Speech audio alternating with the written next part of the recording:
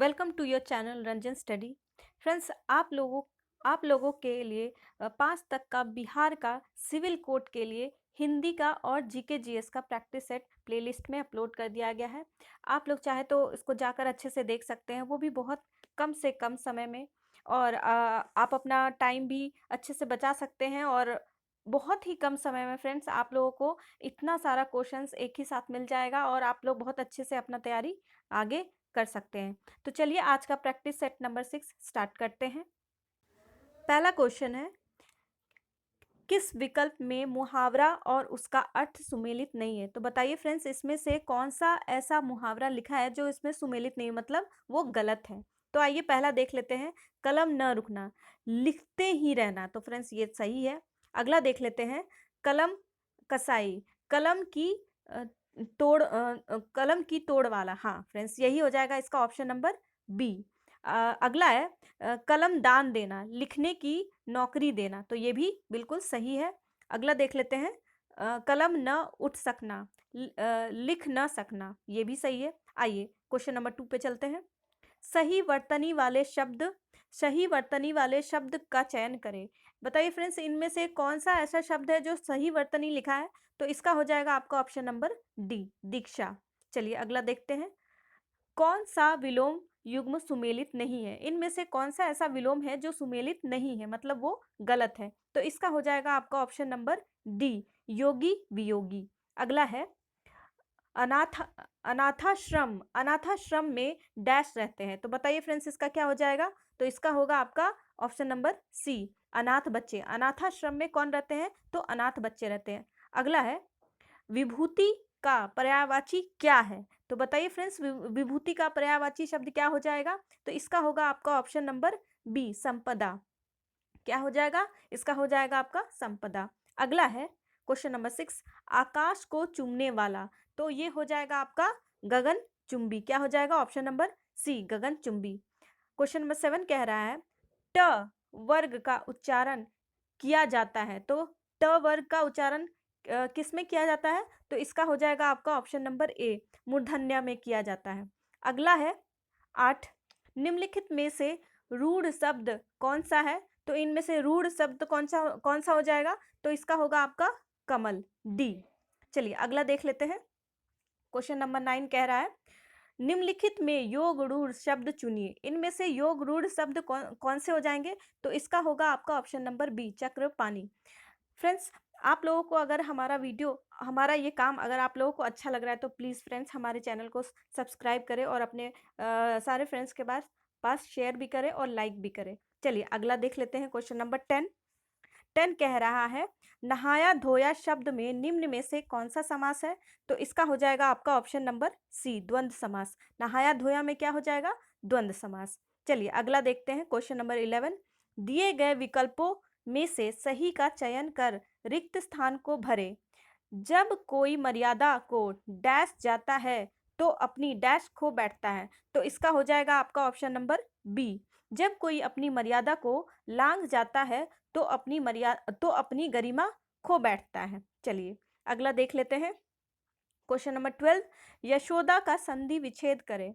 तो इसका हो जाएगा आपका ऑप्शन नंबर सी, यशः प्लस दा। ये हो जाएगा आपका यशोदा। चलिए अगला देख लेते हैं, क्वेश्चन नंबर 13, दिए गए विकल्पों में से निम्नलिखित वाक्यांश के लिए एक शब्द का चयन कीजिए। तो इसके लिए एक शब्द आपको चुनना है। तो उसके लिए क्या हो जाएगा? जिसे त्याग देना उचित हो। तो इसका हो जाएगा आपका ऑप्शन नंबर बी, त्याज्य।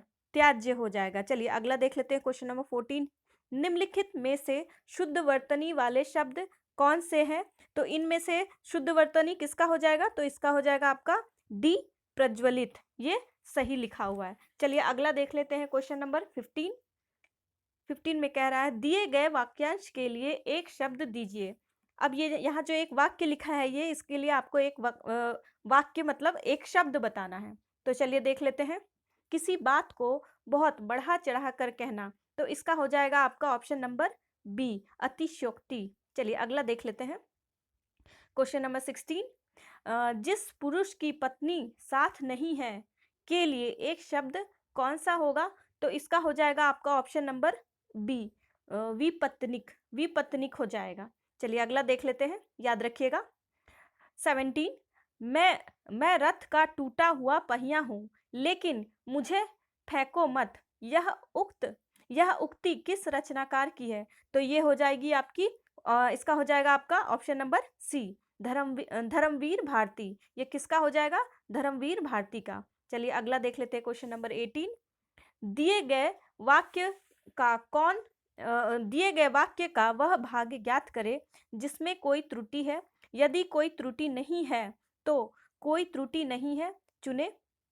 अब पहला है, छात्र ने अपने अध्यापक को अभिनंदन पत्र प्रदान किया।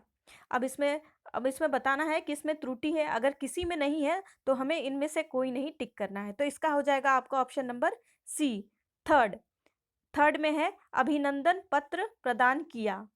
ठीक है, अगला देख लेते हैं, क्वेश्चन नंबर 19। दिए गए शब्द का विलोम शब्द चुनिए। तो यहाँ पे शब्द है मुनाफा, तो मुनाफा का हो जाएगा आपका ऑप्शन नंबर ए, नुकसान। क्या हो जाएगा? नुकसान। चलिए अगला देख लेते हैं, क्वेश्चन नंबर 20, और ये हिंदी का आपका लास्ट क्वेश्चन होगा। चलिए, निम्नलिखित प्रश्न में दिए गए 4 विकल्पों में से उस विकल्प का चयन करें जो मुहावरे का अर्थ व्यक्त करता है। पगड़ी उछालना, तो बताइए फ्रेंड्स, पगड़ी उछालने का अर्थ क्या हो जाएगा? यहाँ पे इसका अर्थ हो जाएगा डी, अपमानित करना। चलिए, ये हिंदी का आपका लास्ट क्वेश्चन था। इसके बाद चलते हैं हम लोग जीके जीएस।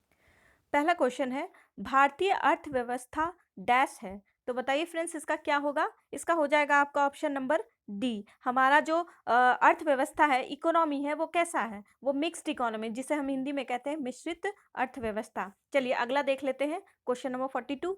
मिश्रित कृषि की मुख्य विशेषता क्या है? तो मिश्रित कृषि की मुख्य विशेषता क्या हो जाएगा? इसका होगा आपका ऑप्शन नंबर सी, पशुओं का पालन और फसलों की खेती एक साथ करना, जिसको हम कहते हैं मिक्स्ड एग्रीकल्चर, जिसमें हम पशु का भी पालन करते हैं और उसमें बहुत सारे फसल भी उगाते हैं। ये दोनों जब हम एक साथ करते हैं काम, तो उसी को हम कहते हैं मिक्स्ड एग्रीकल्चर, मिश्रित कृषि कहते हैं इसे। चलिए अगला देख लेते हैं, क्वेश्चन नंबर 43। पलासी के युद्ध में ब्रिटिश ईस्ट इंडिया कंपनी के सैन्य दल का नेतृत्व किसने किया था? तो इसका हो जाएगा आपका option number B, Robert Clive ने किया था। चलिए नेक्स्ट है, क्वेश्चन नंबर 44।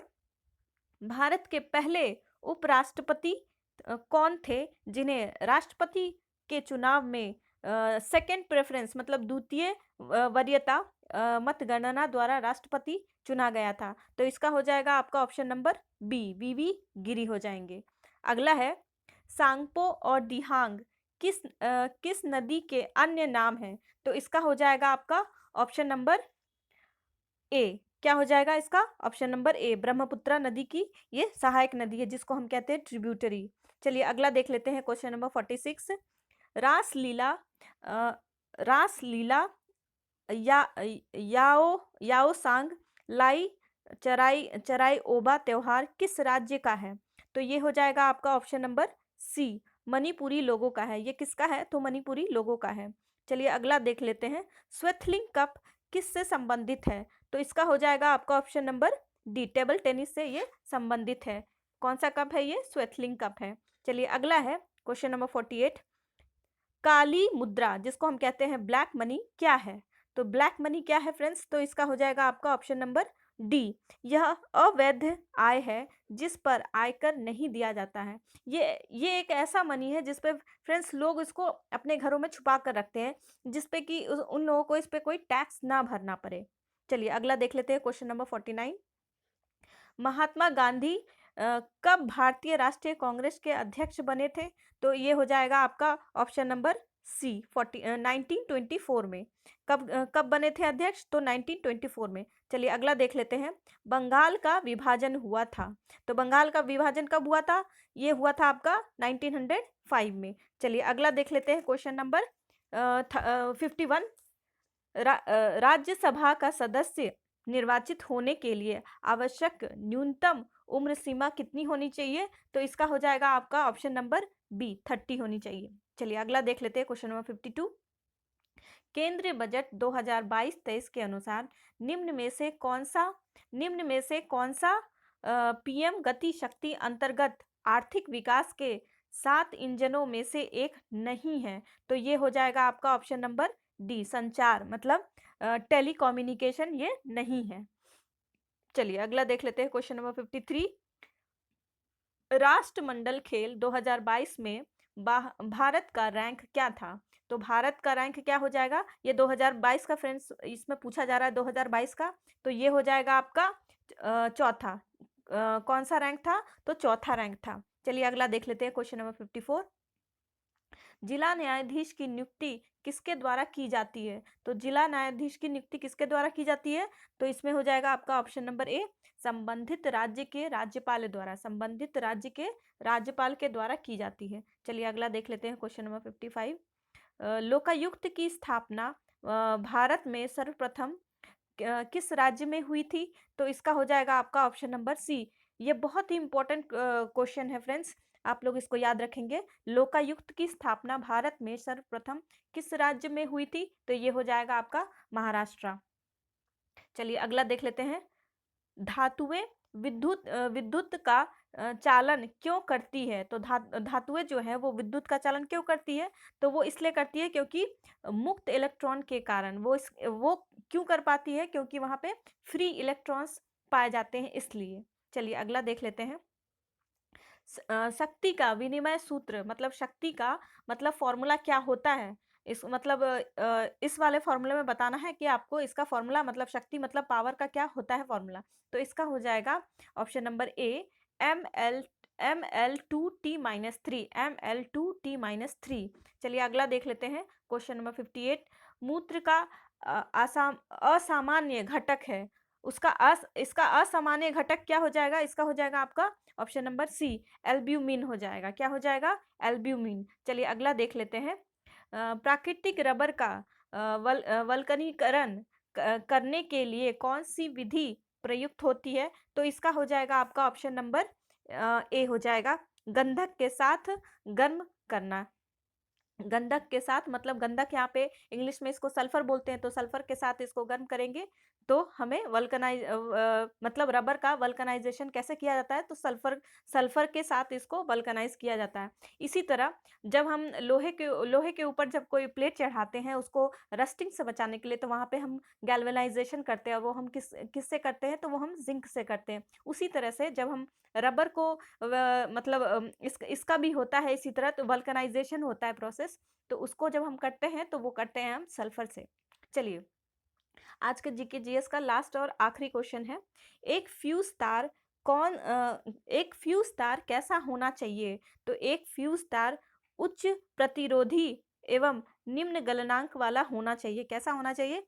उच्च प्रतिरोधी और निम्न गलनांक वाला होना चाहिए। चलिए फ्रेंड्स मिलते हैं नेक्स्ट वीडियो में, तब तक थैंक यू।